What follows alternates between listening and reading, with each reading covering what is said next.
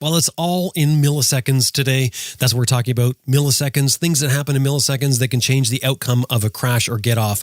What we're talking about is airbags. Airbags that are either built into a vest or a jacket, and the jacket or vest senses that you're about to crash, and if all goes as planned, it inflates in about the time it takes you to blink your eye or snap. That snap took about 60 milliseconds. We're talking really, really fast, somewhere around that anyway. But what you will pick up in these conversations today is that there's a few topics that we as riders need to consider. Is an airbag practical for us as riders, for your style of riding? What type of technologies are available? How do they work? Which one's best for you? And what are the chances of them actually saving you from some kind of injury if you were in a crash or get off? Well, when it comes to airbag technology, airbags have obviously been around for a long time. We know them well in cars. We know what they do for us there. But motorcycles are different. There's so many variables with a motorcycle, and being that you're riding on top of this vehicle. Think about this, though. Airbags have been required in MotoGP since 2018. Now, just coming this year, they will be required for riders in Dakar. But these are top-level riders doing extreme things. Will they really add that much safety for the average rider? Could an airbag actually reduce or eliminate an injury or get off for you? Now, I say reduce or eliminate, and I say could it, because there's fundamental differences when it comes to the types of crashes and the physics, the types of crashes we have on a motorcycle, whether it's a side crash or a front crash, and the physics of inflating an airbag in time to be effective. You're going to hear talk about that today. It's quite interesting. There's advantages and disadvantages between the mechanical and the electronic styles of airbag systems. And there is at least one that you probably haven't heard of at this point that uses an external sensor on the motorcycle. We're going to find out what that can do for you. All that and a lot more coming up today. So we got a lot to cover. Now let me just say this. If you're thinking, well, I don't need another piece of expensive safety gear. I already have a good jacket. I've got good pants, my boots, and my gloves. Let me just say, if this were back in the days before helmets, and somebody was trying to tell you about this revolutionary piece of expanded foam inside a bucket that fits on your head that in many cases is going to save your brain in a crash, would you walk away or maybe sit and listen and consider? I'm Jim Martin. This is Adventure Rider Radio. Stay with us. We got a good one for you. I'm Gerard Thevenot from France. I'm an engineer for fluid mechanics, and I've had for 40 years a company manufacturing hang gliders, ultralights, all these kind of flying machines. It's a sport in which we had a lot of accidents, and I wanted to develop something to protect our friends, customers. And so in 2002, I started to research developing airbag systems. But very quickly, I found out that there were much more fatalities, accidents, injuries in motorcycling than in ultralights, hang gliders, paragliders. And so it had more sense to spend money, investment, time to save more people in motorcycling than in ultralights.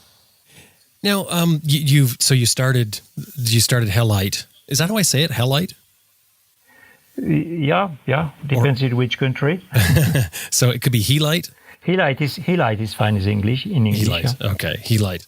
So when you started back in 2002, I think it was 2002, yes. there were no other air vests like this for motorcyclists? There was a few patents of people. You can have a patent without producing, and there was a few attempts, but it was not developed at all. And in 2002, we didn't put our product on the market. We also set up a few patents, and it took a few years before having something really usable for motorcyclists.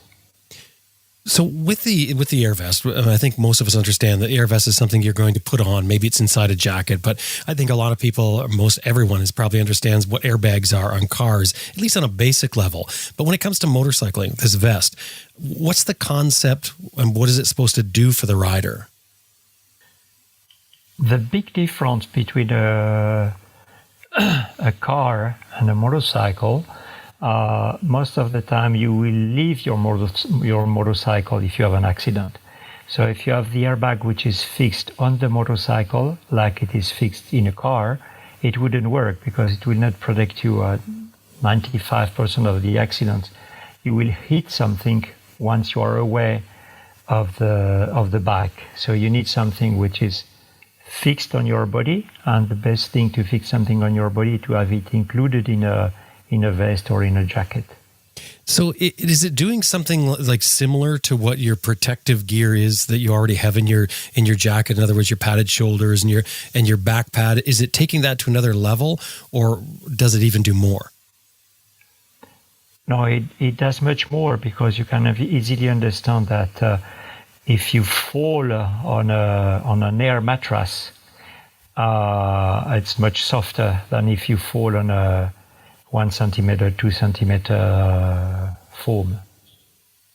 So we are much more efficient with the airbag. It could work if you were riding with the airbag already inflated. It would give you a good protection, but it will be very uncomfortable, not aerodynamic at all. It looks funny. So the good compromise is to have your protection, which is folded, and when you need it, you inflate it. So how exactly does this work? So you're wearing the vest. Can you walk through sort of step by step what happens? Yeah, well, an airbag is composed of, if you want an airbag to work, first you need to detect the accident. This is a very important part. Then you need a gas generator, and then you need the vest itself with the airbag fitted inside. So it's different technologies. Detection of the accident could be mechanical. For example, you have a lanyard, a tethered, which is attached to the motorcycle. And in case of accident, you are leaving the saddle very quickly. It's pulling a trigger, which is opening a cartridge, and it inflates the airbag. Another system to detect the accident is to have sensors on the bike, electronical sensors, accelerometers, gyros, GPS set on the bike and on the vest, and we will analyze the motion or the shock which are on the bike, on the vest, and we analyze this with a microprocessor and algorithm, and if we detect an accident, then we decide to trigger. This is the first step. Being able to determine if we have an accident or if we're just hitting a pit hole in the road or whatever. Second thing, you need a very good compressed gas to inflate the jacket. And then you need an ergonomic jacket in which you want to protect the most important organs: neck, back spine, heart, arterial, and upper abdomen. So what happens is then you hit something, or at least it's detected that you're having a get off. The gas inflates, as you said, inflates the vest. Then it's going to protect you when you hit the ground. So can you talk about that? It's more than hitting the ground. It's quite often you will hit a car, or you will hit a tree by the side of the road, or you will hit a pool. There's a lot of signs, especially in the cities. You have a lot of urban obstacles around. So once it's inflated, you're gonna hit these obstacles with your airbag inflated, and it reacts as if you had an air mattress between the obstacle and your body. It acts to absorb the energy, but also we designed the airbag in order to avoid a flexion, a high flexion of the body. If you have a very strong flexion of your back spine, you might break it not by crashing it, but by overbending. This is especially the case for the neck. We have an ace brake which is inflating under the helmet, so you cannot move the head backward or sideward. It avoids a whiplash effect. So it's not only absorbing the energy, but avoiding to have overflexion of the back spine. So not just padding on you that you're getting, the padding with the air, you're getting rigidity from this thing. It's actually holding you in a safer position. That's interesting. So how much protection does this actually add to us? Is there a percentage or how does that work? Yeah, it would not be fair to give you to tell you if you use an airbag, we will reduce your risk by 90% or 50%. Every accident is different. What we can say is if you compare heat with the foam 2 centimeters, the certified back protectors. Mm-hmm. If you hit these back protectors without the airbag, or if you hit it with an airbag behind, it's the impact on the body is reduced by more than 90%. Oh wow! If you have a hit of 100 kilogram, it's gonna be 10 kilogram with the airbag. But this is a general. When we hit the airbag with a 13 centimeter diameter impactor, if you have a very sharp object or very wide object, the difference will be different. So are there any sort of statistics overall that say that, this group have, since they've been riding with an air vest, reduced injuries by this percentage or anything like that? What we have is thousands of people who had an accident, or surgeons or doctors or rescue people saying, it's unbelievable, the guy is broken everywhere except where he had the airbag.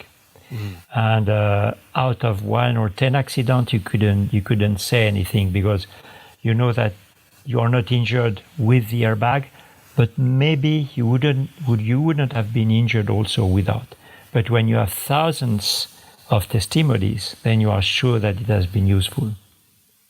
So right now there's the air vest or air jackets you make as well with Helite. Are there any air pants? We are not manufacturing air pants, but there are 2 companies in Europe which I know were working on pants. We didn't spend too much development on this because you can repair a leg, or if you do not repair, it's not a disaster as if you break your neck, your back spine, or your chest. Okay. So, but it will come. Some of the companies will do it. It's much more difficult to have something efficient because if you want to protect from the neck to the bottom, then it's only 1 segment. If you want to protect the legs, it's 4 segments, right, left, and leg and thigh. So it makes it much more complex to make it efficient. And a lot of the accidents are coming at the joint. If you're gonna hit your knee or your ankle, and this with the airbag you will not really be able to protect. The pants which will be on the market soon, they are mainly protecting against heat sideways if it comes from the outside. For example, if you have an accident, you roll over and you fall on the side or on a sharp object, then it will absorb sharp object on your knee, on your leg. You're talking the pants ones? Yeah. Yeah. Well, with the vest then, when you were designing it, then did you look at motorcycle injuries and say, okay, we can see a lot of injuries are neck and spine and side or whatever, and then look to protect those areas, or did you build it to protect the vital areas and just went with that? Well, the first thing that we did is to analyze the statistics. In France, every time you have an accident with injuries, the cops are coming and you spend 10-15 minutes explaining which speed you were and what happened, and they measure everything. And they tick also which kind of injury you had. So with all those informations, we decided to protect the most important zones to protect. But we discarded damages on fingers, hands, elbows, knees, ankles. There are a lot of them, but most of the time you can live with this. Well, if you break your spine, if you tear your arteria, you're dead or you're in a wheelchair. Right. And this is really what we want to protect. Is there any speed that they work best at? Do they decrease in effectiveness with speed? I mean, I kind of picture they would. Of course. If you hit a wall, if you hit a truck at 50, 100 kilometers per hour, the airbag is useless because your head will be dead. Right. So you will save a little bit your chest or your back spine, but anyway, you are dead. But a lot of accidents happen when you drive fast and then you are unbalanced because a car is coming by and you just try to avoid the car. Then you fall, or you could hit that also at high speed. If you have a wild animal crossing, try to avoid, touch it a little bit. And then you roll. And then the airbag is very efficient because you're going to fall from your height on the tar road, and then it's a first protection. And then you keep rolling, and after rolling, you will finish in a guardrail or in a car, in traffic, or a pool, or a tree. And then it's even if you fell at high speed, it's very useful for the second impact. So it stays inflated for quite a while after the inflation. Yes, this is also a very big difference with the car airbag. The car airbag is inflating very quickly and deflating at the same speed. With a motorcycle airbag, we keep it inflated for 30 seconds. It deflates slowly. We could leave it inflated, but at the beginning we had a lot of customers saying, hey, what's happening if I stay inflated and then I cannot stand up and get away from the traffic? So we decided to inflate very quickly, of course, and to stay efficient for 20, 30 seconds. The times to roll, to hit something, and then realize that you are on the ground, stand up, and go away from the traffic. When you were describing how it works, you were talking about detection and then gas, and you said you need a very good gas. And that's interesting, the speed at which this thing inflates. Can you describe how it inflates and just how fast it inflates? Yeah. It's from 20, 30 milliseconds to 150 milliseconds, because when it starts inflating, it takes the shape, but it's still soft at 30 milliseconds. And then at 60 milliseconds, it's already harder. And generally at 80 milliseconds, which is faster than the blink of an eye, you have a strong pressure inside. So it starts to be efficient at 30 milliseconds because it's already inflated, but not as efficient as after 80 milliseconds. 80 milliseconds is an average because the inflation speed will depend on the outside pressure. If you are high in the mountain, it's going to inflate faster because the outside pressure is less. And if you're on the seashore, it's going to be a little bit longer because the outside pressure is a little bit higher. Oh, that's interesting. So temperature is changing a little bit. But the variation with temperature will be a few milliseconds. Variation with altitude could be up to 10, 20 milliseconds difference. What about size of the vest? Does that make a difference on how fast it will inflate? Yes, this is why we are using for motorcycle 3 different cartridges. Small cartridges for small sizes, medium cartridges for medium sizes, and big cartridges for the oversized. Because you need more gas. If you want to keep a fast inflation, you need more gas. So when we're talking 20, 60, 80, 150 milliseconds, in reality of a crash, that is just a fraction of the time. Maybe you can talk a little bit about that, because when the bike impacts something, how much time are we talking before the average person hits the ground or another object? Yes. Falling from a motorcycle, just the vertical speed before you hit the ground, we're speaking about 300, 400 milliseconds. So it's plenty of time to be inflated before. What is difficult is really to inflate in time if you have a front impact. For example, 36 kilometers per hour is 10 meters per second. So if you inflate in 1/10 of a second, 100 milliseconds, you will move 1 meter before it's fully inflated. So you see that, and 36 kilometers per hour is not very fast. If you take 72 kilometers per hour, it's 20 meters per second. So within 1/10 of a second, you have already moved 2 meters per second. So the time of the detection is very important. This is why on the electronical airbags that we have, we put a sensor on the front fork. So we get the information of the impact before the pilot starts to decelerate. So it gives 1 meter, 1.50 meters of time before you impact the car. Now that's interesting. So the head-on, you're getting a lot less protection, varying in degrees, directly related to your speed and the speed of if it was a vehicle coming towards you. Yeah, the fastest you go, or the faster the vehicle is hitting you, the faster you have to inflate. And if you are really fast and the object you are hitting is really steady and high, you won't be inflated on time. But as I said before, in this case, anyway, your head is gone. So we are really concentrating with the airbag to avoid injuries or accidents from 15 kilometers per hour up to 50 kilometers per hour.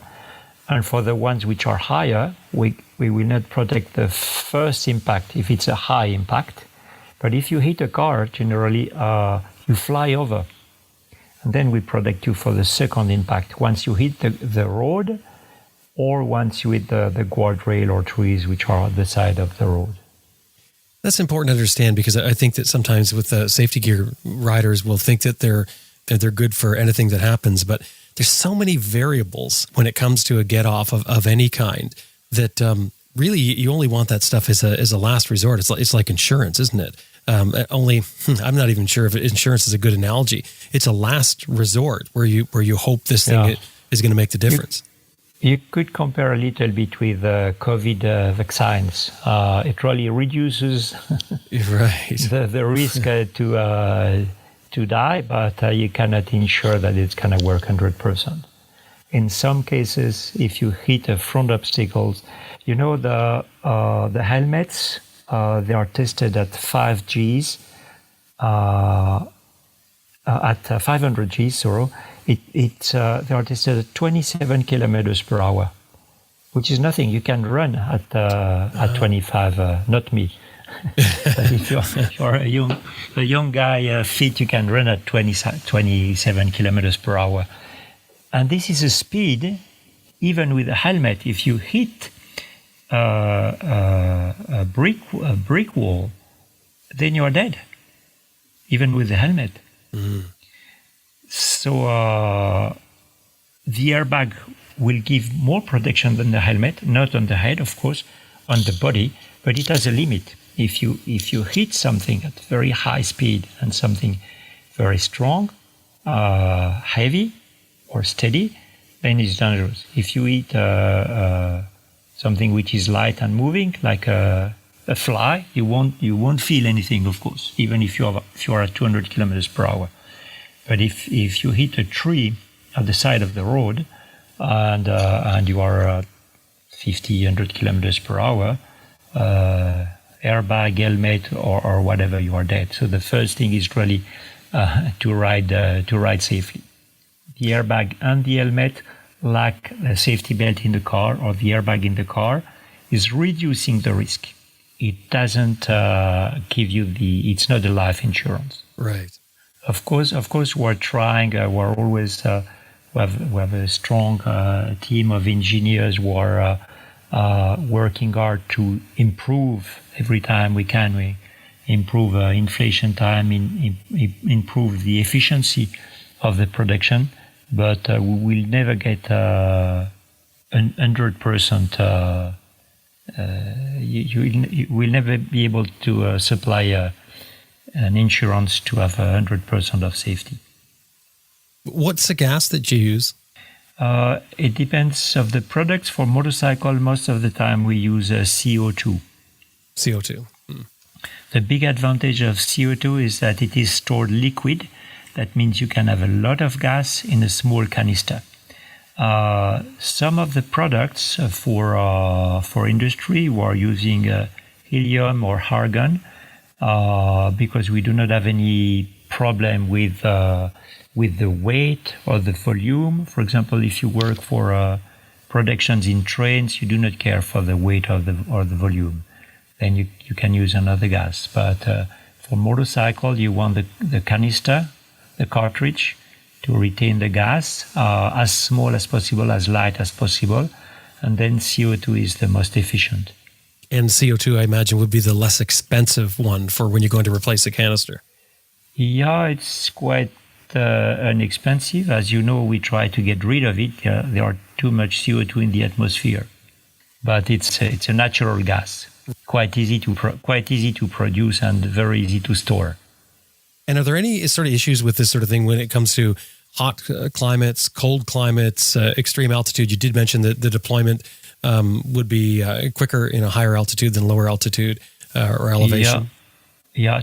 Temperature with the CO2 temperature is the highest you go, no problem. Of course, the cartridge has a temperature limit. You do not want to expose the cartridge. All the cartridges we're using are tested at 110 degrees Celsius, but we advise the customers to keep it less than 45, 50 Celsius. Then it works very well until 0, -5. Then if you are less than -5 degrees Celsius, when it's really freezing, the inflation time will be slower.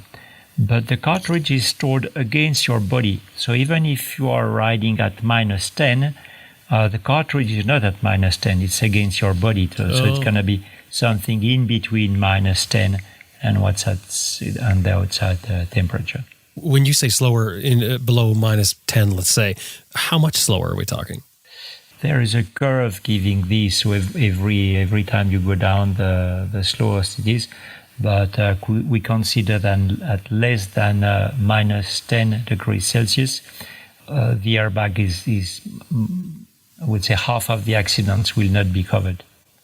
Okay, so half effectiveness. So it drops off rather rapidly as you get into the cold. You know, if you hit a car and you fly over, even at -10, it will have plenty of time to inflate because you're going to impact at maybe 1 second after.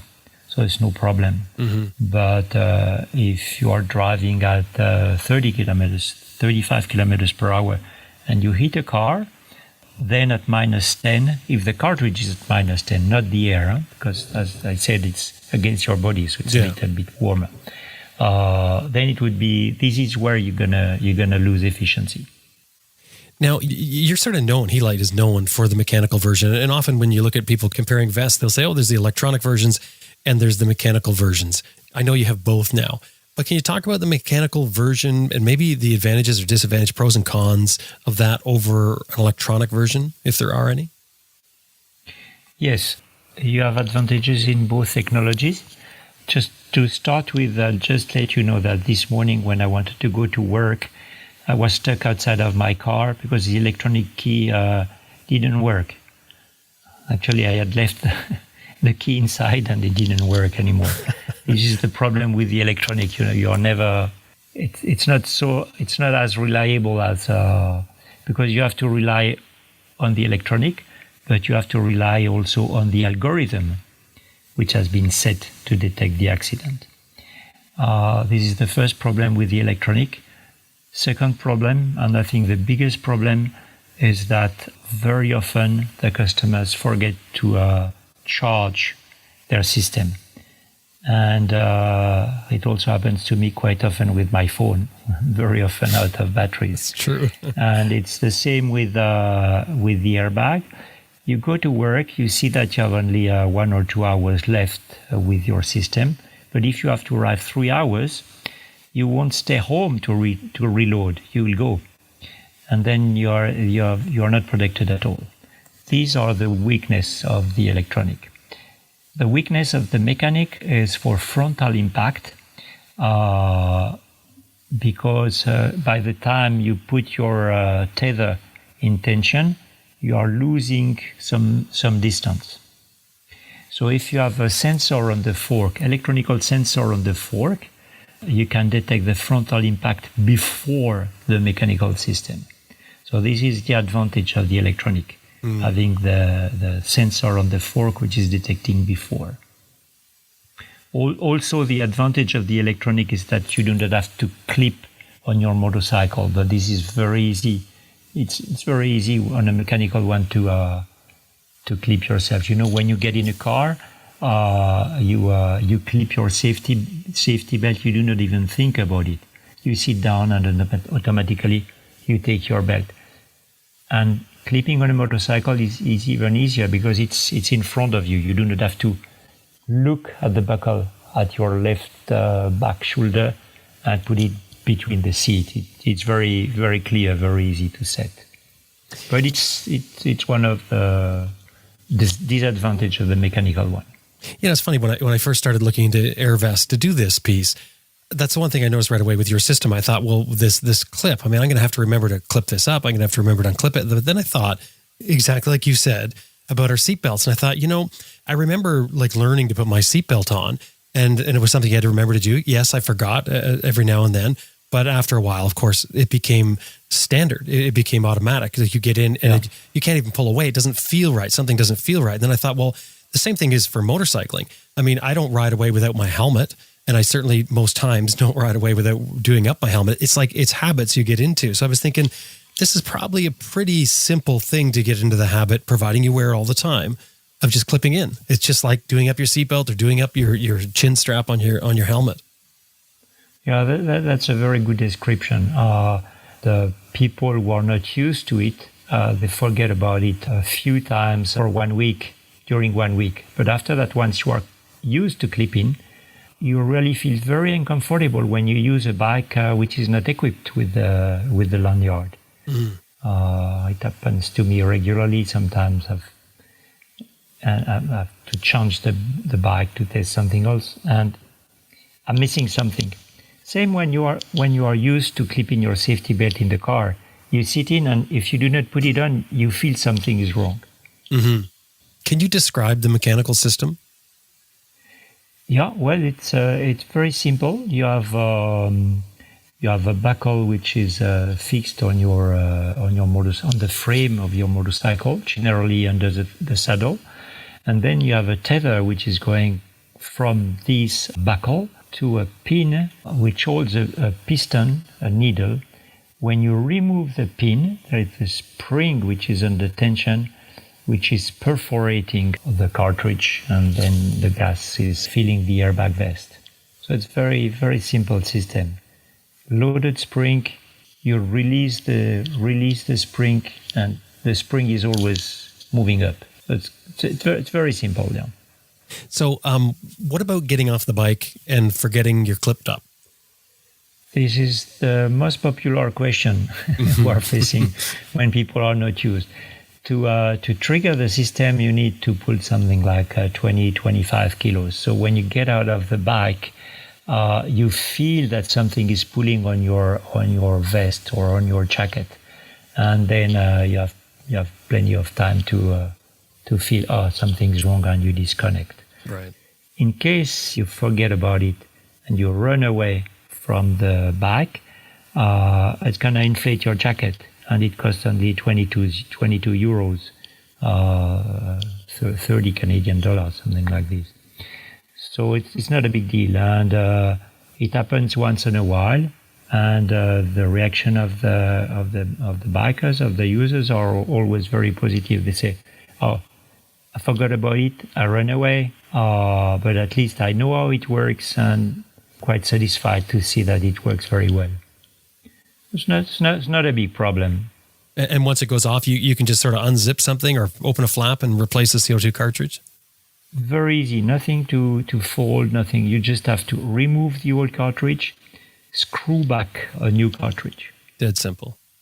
It's a matter of, let's say if you're not used to it, 1 minute to 2 minutes maximum. Now, I mentioned you also have electronic versions. Can you talk about your electronic version? Yeah, so as I explained, the electronic version is a bit more sophisticated. We have a sensor which is located on the front fork, and sensors which are also located in the jacket, and they are communicated together. It's like having 2 points of view, or having the eyes and the ear, and combining both informations, we will decide if it is an accident or just something. For example, if you drive fast on the road and you have a hole in the road, you will have a big shock on the front wheel, but the body is not moving. So then we decide this is not an accident. If you hit something front, the front fork sensor will say, hey, I moved backward very quickly, something's wrong. And meanwhile, the body starts to move forward very, very quickly and to rotate very quickly. And then we decided this is an accident. Of course, this is a little bit simple the way I explain, because we have many different sensors and many different cases.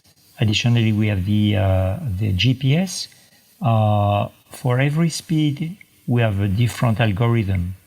We do not detect the same way if we're at slow speed, middle speed, or high speed. So it's a combination of all these informations which is deciding if it's an accident or not. What if for some reason it doesn't get a GPS signal? If you're in a very tight spot? Yeah, that's a good question. It doesn't happen very often, but if you enter a tunnel, our algorithm is taking the speed you had before you enter the tunnel, and then every 2-3 seconds you are decreasing by 1 kilometer. So most of the time you will still have a good algorithm by the time you get out of the tunnel. We want to do this because if somebody is getting in a garage, we do not want him to stop completely, remove the vest and throw it on the ground or on a bed and trigger. This is just to avoid unexpected inflations and to avoid changing the cartridge. Mm. Now, when you were explaining about the front end collision, like a direct front hit, you were saying about the speed difference and how it makes a difference in how fast or how much it deploys the vest before you actually strike an object, or possibly that front fork sensor. That's for that reason, isn't it? It detects it earlier. Definitely. Yeah, we have this is where we have the first impact. So we're saving time. And it gives information much before to inflate the airbag. Because there's other vests on the market, as you know, that have the brain for all your algorithms on your back only, without that fork sensor. How much of an advantage is that fork sensor? It's really first, if you have only the sensors on the vest, most manufacturers, they do not trigger at slow speed. Otherwise, when you get out of the bike, you trigger. If you lean backward, if you lean frontward, backward, just to ride down, or if you start walking or taking stairs, if you forget to switch off, then it will trigger. With the fork sensor, if we're at less than 10-12 kilometers per hour, if you fall on your own, it will not trigger. We want a combination of both. Front impact, fork impact, and motion of the pilot. Yeah, because I imagine there's a bit of a delay there, isn't there, from the bike actually making the impact to the person moving on the bike? I mean, milliseconds, I guess, but... Yeah, it's we made a lot of crash tests at the speed we think it's useful, between 20 and 50 kilometers per hour. And on these speeds, typically 35-40 kilometers per hour, the front fork is giving the information 60 milliseconds before the vest would trigger alone, and this is a lot. It means most of the time for a frontal impact, with the fork sensor, you can be inflated in time, and without, you're not inflated in time. Hey, I just want to ask you about fit, because I know there's a couple of different styles. I know you're making jackets now that have the air vest built into the jacket, but you also have the air vest that you put over a jacket. The ones that go over the jacket, they appear, at least from what I've seen, to be much thicker than the in-jacket style. Is there a difference in thickness? Is there a difference in effectiveness? Yes, because if you want to have an airbag which fits inside every kind of jacket, you need a small volume. Otherwise, you would over-compress the pilot inside if the jacket doesn't inflate. It's especially the case at the neck. If you have an inner airbag, you cannot have a neck protection because you cannot. The neck of the jacket doesn't inflate. It's stuck behind the armpit, and then the jacket doesn't move up. And so there's a very big advantage to have the airbag outside, because then you can supply a very big volume and a volume around the helmet, and this is a very big advantage. It's less. The disadvantage is that it's less. As it is outside, you see it, and if you want to be very nice in front of girls Saturday afternoon, Saturday evening, then it's better to have a very nice motorcycle jacket. But for efficiency, you better have a big volume of protection. Right. If for travelers, if you're going to take this thing and you're going to go on an adventure, you're going to ride around the world or to another country, whatever the case is, and you're going to be in places where you're off the grid. Now, I know the mechanical one will work, no problem, and you're saying you can replace the canister yourself, no problem. How about the electronic version? Does it need connectability to a phone or anything like that to keep it going? Not our system. Our system is fully autonomous, except for the GPS. But you have GPS coverage except under tunnel or parking lots. But you have GPS coverage everywhere. Arctic, Antarctic, Africa, America, everywhere you have a GPS signal. So this is no problem, and we are not connected with a phone, or there is no problem on this. Oh, so your electronic version doesn't have an app that you have to control it or anything? Yeah, we do not have, so far we do not have any app, and the airbag is totally autonomous. Yeah. You mentioned one point is about traveling. When you travel with an airplane, normally you're not supposed to take big compressed air canisters. For safety jackets, which could be life jackets, when you to avoid drowning, or airbag jacket, it's called safety jackets. Then you are allowed to have your jacket with the cartridge, and you are allowed to have two spare cartridges also. Ah, good information. So 2 spares plus the one that's in your jacket already is fine on a plane. Yeah. So it gives you time. And for our system, we have dealers not in every country, but in most of the countries. So if somebody wants to travel from America to Europe or vice versa, if you do not want to take the cartridges with you, or if you are only 2 spares, you can easily find some in another country. Are they Helite canisters, or are they just CO2 canisters? It has to be Helite canisters, because it's very important to have, the canisters are locked with a cap, a safety cap. Mm-hmm. And if it's too thick, then the piston, the needle, will have difficulty to burst. And also you want the neck to be very big. Most of the cartridges you find for paintball or these kind of uses to put pressure in the beer barrels, or you do not care for the fastness of the inflation. So you can make a small hole and have a small neck, while on our cartridges we have a very wide neck to allow a very fast inflation. Okay, so we definitely request to use the original Helite cartridges. Right, makes sense. So back to the electronic version for 1 second. So there's no subscription with that. When you buy the electronic Helite version, that's it. You own it outright, and you're done. No, you buy it. You just have to match your sensor with your jacket. Why this? Because you do not want, if you drive with a friend, if you fall, to inflate his vest. Ah, right. So you have to match your vest with your fork sensor. This is very easy.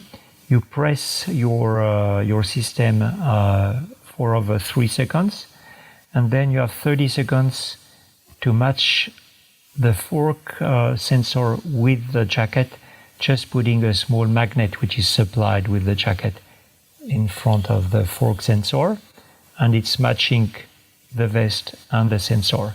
Could be useful also, for example, if you ride with your girlfriend, you have 2 vests on the same motorcycle, but 1 fork. So you want to use the same front fork to inflate both jackets. Oh. You can also have 2, 3 motorcycles and have 3 a sensor on each motorcycle, but using the same vest. So this you can match several sensors with 1 vest, or 1 sensor with several vests. Ah, very nice. Now, what powers that sensor that's on the fork? It has an inner battery, and it's very low consumption, so you do not need to recharge, because it will be too. It's not very comfortable to recharge when your bike is in your garage and you're in your kitchen or. So the fork sensor is autonomous for supposedly 10 years, but we give a 5-year guarantee. So 5 years at least on the fork sensor, and then what do you do? Send it back to get the battery changed? Yeah, we put our electronic system on the market only a year ago, and so we do not have anybody who reached 5 years. But we will see what will be our technology in 4 years from now. And certainly for the people who are sending us back their fork sensor, we'll make a commercial action to help them either change this one or buy the new technology. I see. Right. But Makes it's sense. this is not for next year. Right. What would you say to someone if they're considering getting some sort of air vest for riding? The airbag is really it cannot bring any bad effect. It can only bring more safety. That's a really good point. It's really worth. I do not have the numbers in Canada or in America, but in France we still have 800 fatalities per year. In Brazil they have 12,000 fatalities a year. So it's very important to improve the safety. Do you think that we're headed for a day when this will become mandatory, like helmets in a lot of places? Yes, it will, sooner or later. Though, in America, in some states, you do not need to wear helmets. Sure. So you will always have states which will be very free. Personally, I like freedom. And I'm not so keen to have it compulsory. But if you look back, you know that if it is mandatory, you will save people. So you have to put it in the balance. Gerard, thank you very much for your time. I know you're a busy guy, and I really appreciate you taking the time to talk. Thank you very much. It was pleasant to answer your questions.